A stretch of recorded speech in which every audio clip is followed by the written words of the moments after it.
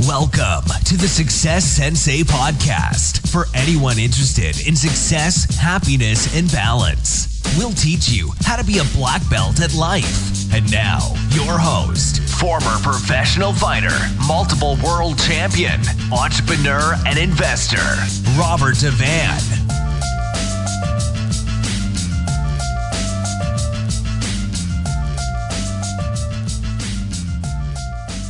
Bowing in. This is Roundhouse Rob, the Success Sensei, helping you to win at life one kick and punch at a time.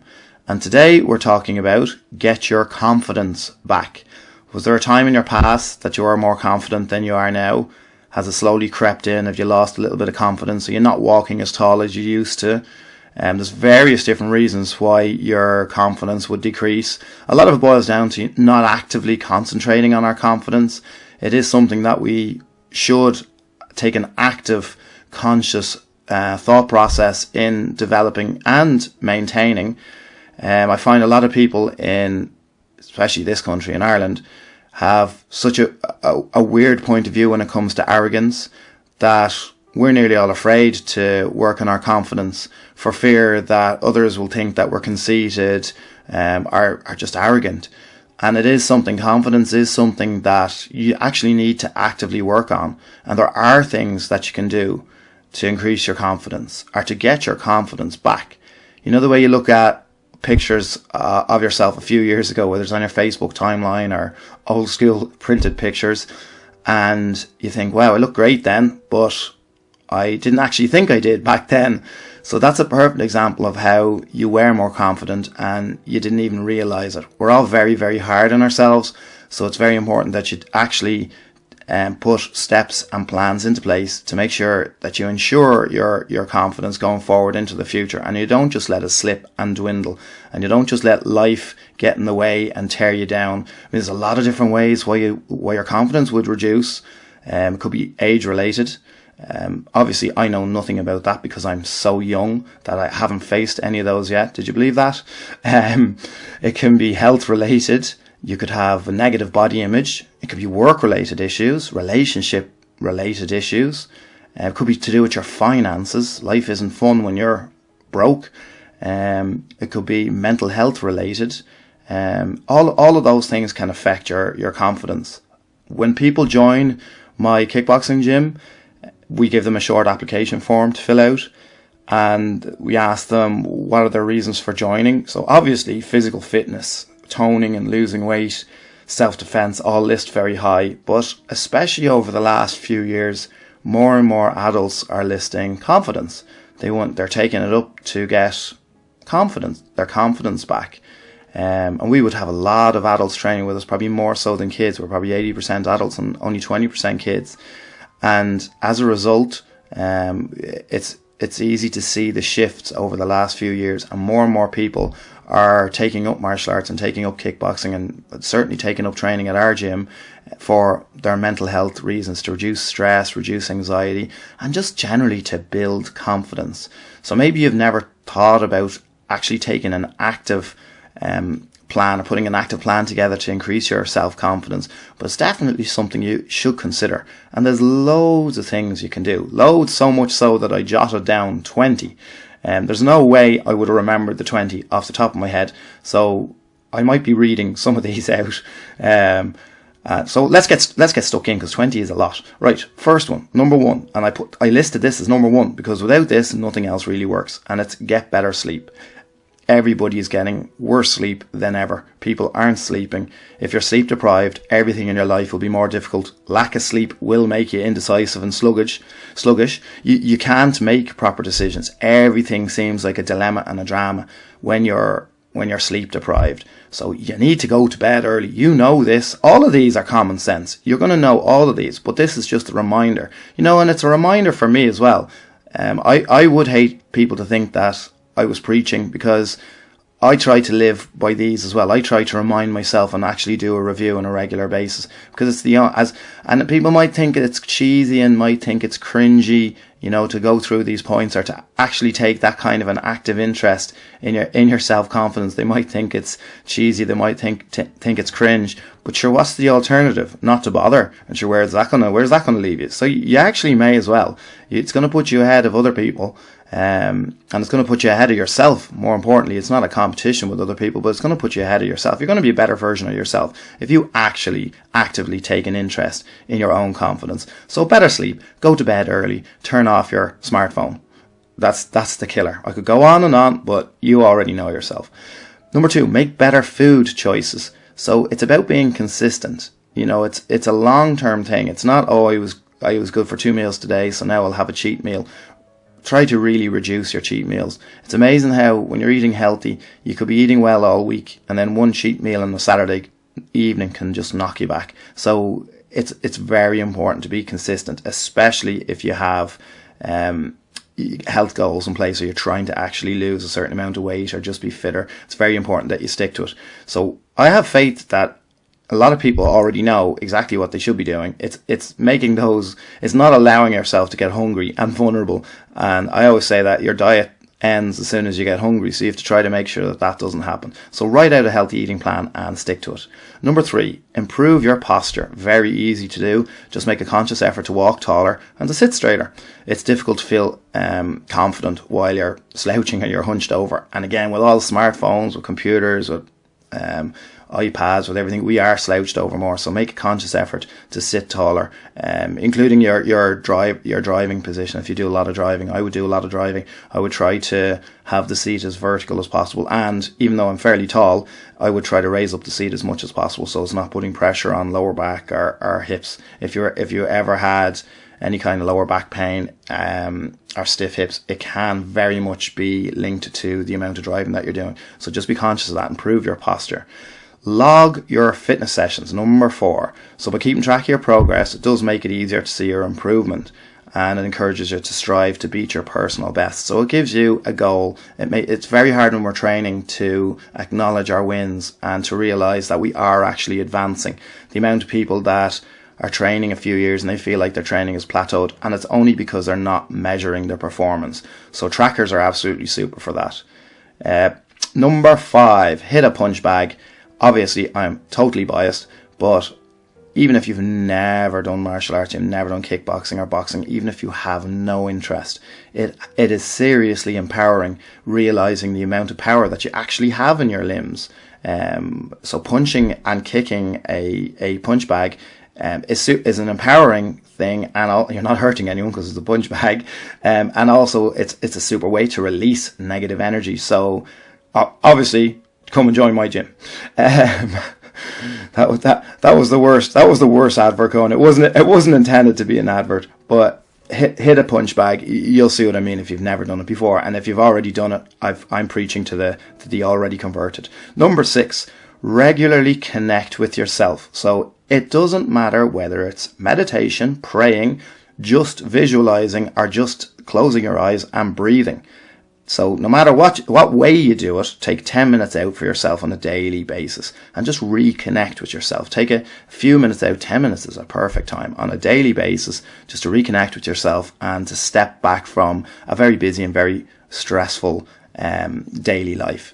Number 7, stop comparing yourself to others. So my last podcast, I went into this a hell of a lot more. I deep dived into comparing yourself to others. So do have a listen to the last podcast if you get a chance. I don't want to be making the same points over and over again, but there will be some common threads across the whole area of success. So number 7, stop comparing to others. Number 8, wear your best clothes. I heard this a long time ago, and it actually was really good. Like, why are you waiting for a special occasion to wear the clothes that make you feel good? Clothes can change your mood, so you don't have to wait for a wedding or a funeral or a christening or a birthday or a life event to wear clothes that make you feel good. Don't just get caught in a rut of going around in your sweats or your pajamas all day long, because that can be linked very much to your mood and to your confidence levels. Number 9, give yourself a mini makeover. So even small, like, did you hear my dog Diesel barking there? Maybe you don't. So yeah, number 9, give yourself a mini makeover. Even small beauty regimes can improve your confidence. Lads, sometimes it just takes a haircut. It doesn't have to be anything big, but it's amazing how when you get a haircut, you just automatically feel better about yourself. So it could be anything. It could be painting your nails. It could be, I don't know, it could be just doing whatever. It could be giving yourself a facial. It could be absolutely whatever. Again, it's whatever gives you confidence and makes you happy. So maybe it is time to treat yourself. Number 10. Declutter your surroundings. Cluttered surroundings can give you a form of anxiety, and it's harder to think clear. Your brain, you can get brain fog when your environment is messy, or if it's there's Diesel again, or if your environment is messy, you don't think as clearly. No one likes to have to do a big spring clean, but once it's done, you absolutely feel a lot better about things, and you will feel better about your environment, which ultimately affects your confidence, especially your car. Give your car a clean out. When you're about to sell your car, and then you give it a good clean and inside and outside, and then you look at it and you realize why you bought it in the first place, and you don't actually want to sell it because it looks great. So stuff like that improves your happiness levels, even on a basic level, and it's worth doing on a regular basis. There's also the little bit of a discipline involved in it as well, which ultimately makes you feel a little bit more confident. So smile more. Number 11, smile more. So ditch the resting angry face. If you smile more, you will feel happier, and people will respond more positively to you. Plain and simple.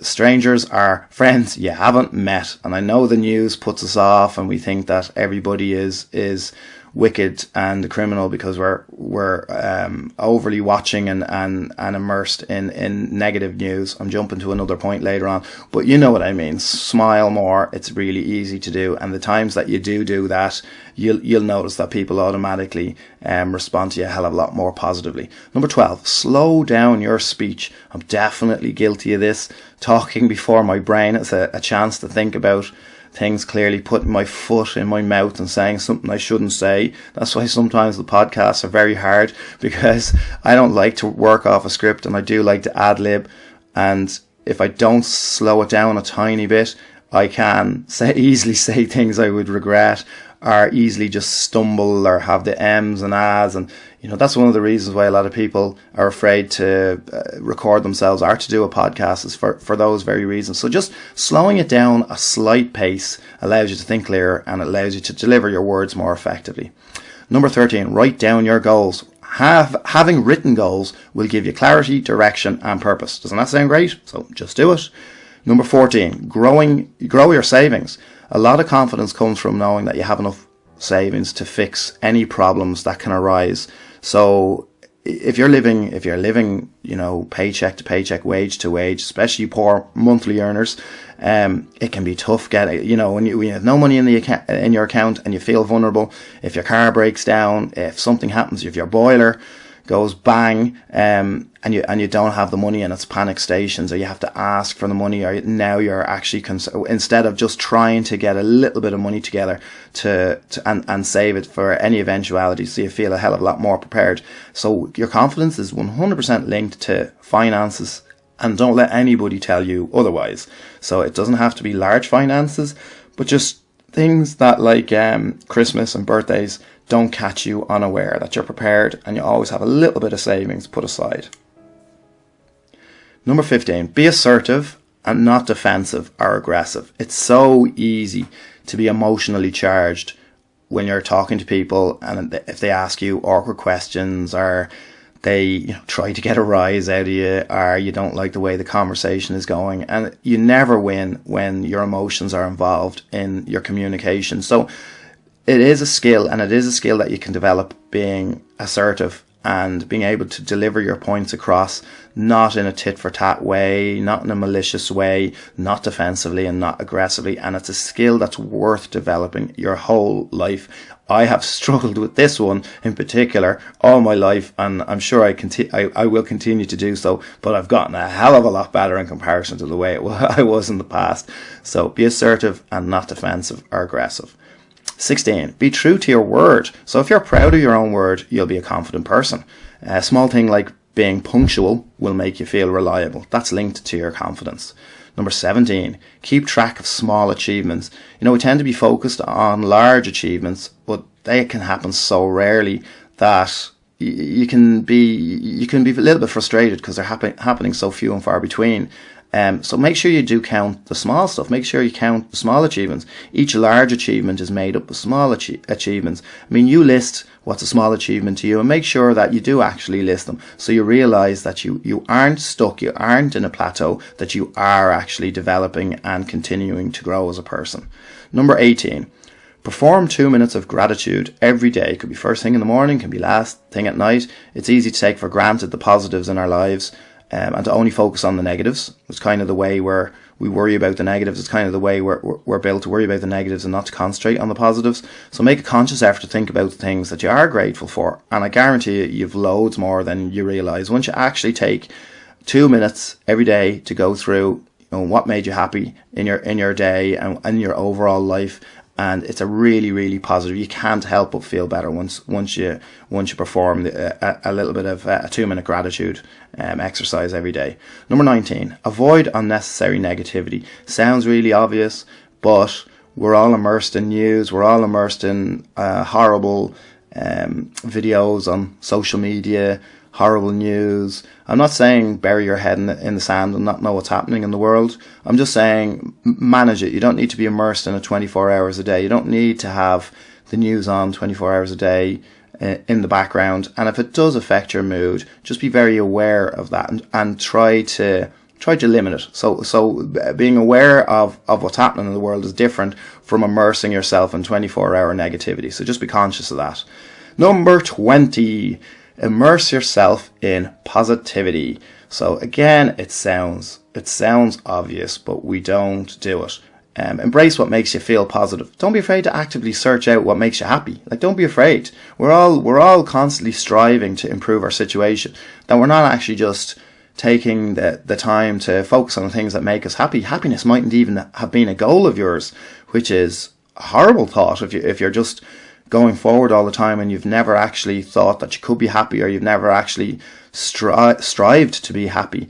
Happiness, things that make you happy, could be anything from educational material. Obviously, if you're bettering yourself from a study and academic point of view, you 100% are going to feel more confident. So any books that inspire you, podcasts. Obviously, there's another real obvious plug for my podcast. Podcasts, movies, documentaries, your own writing. Whether you intend to publish stuff or not, it's very therapeutic to actually jot down your thoughts and to actually write. Everybody has something to contribute, and it's a totally different process to reading other people's writings. Do your own writing and surround yourself, whether in the physical world or the online world, with people that inspire you.